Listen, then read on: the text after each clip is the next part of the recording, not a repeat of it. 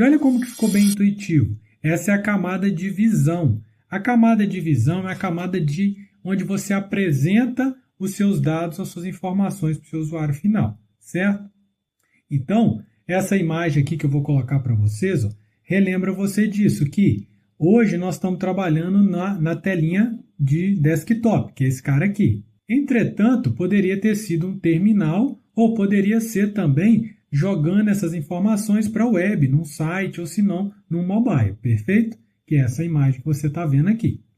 Muito bem, retomando aqui então, nós temos então que quando a gente clica no salvar e eu estou editando igual a false, vamos ver aqui, por exemplo, adicionar. Eu vou chamar então o objeto do tipo controller, que é esse amarelinho, que é o meu produto controller, e vou chamar o método dele, ó, adicionar produto. Até aqui está muito parecido com o que nós tínhamos feito anteriormente, porque lá nós usávamos o gerenciador de produtos, se eu não me engano, foi esse nome que a gente usou lá, certo? Só que aqui tem um detalhe.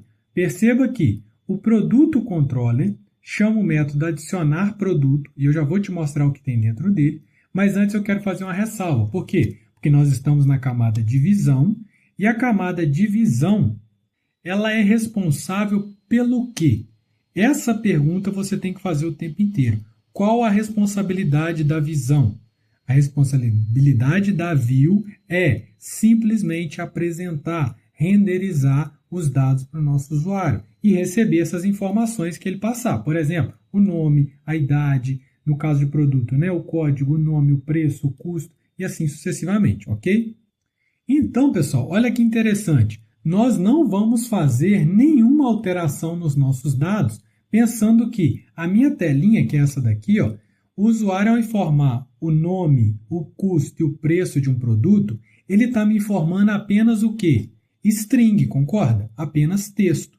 Então, não é minha responsabilidade, camada roxa aqui, ou camada view, ficar tratando, fazendo conversões. Quer dizer que você não pode fazer isso? Poder você até pode, mas a gente evita de fazer essas conversões e tratamentos dos dados, que é o que a gente chama de sanitização de dados, né? Limpeza dos dados, que a gente viu que quem vai fazer isso é o model, né? Na aula teórica.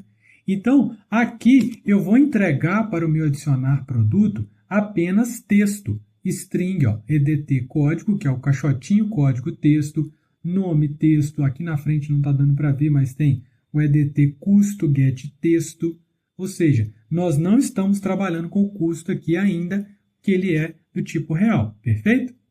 Então, olha só que legal. O meu botão salvar na view, ele simplesmente pega o texto que foi digitado aqui e entrega para o controlador, que ele vai ser responsável de chamar quem? As funcionalidades dessa tela, que é o que nós vamos tratar mais na frente em outras disciplinas, que são os casos de uso, ok? Então, eu só tenho duas opções aqui. Ou eu estou editando, né, quando aqui for true, ou adicionando. Nesse exemplo que eu estou te dando, é da inserção de dados. Ao final de tudo, eu chamo limpar campos, habilitar campos, editando false e atualizo a minha tabela de dados. Zé Rui, essas linhas aqui podem ficar, essas funções podem ficar na view?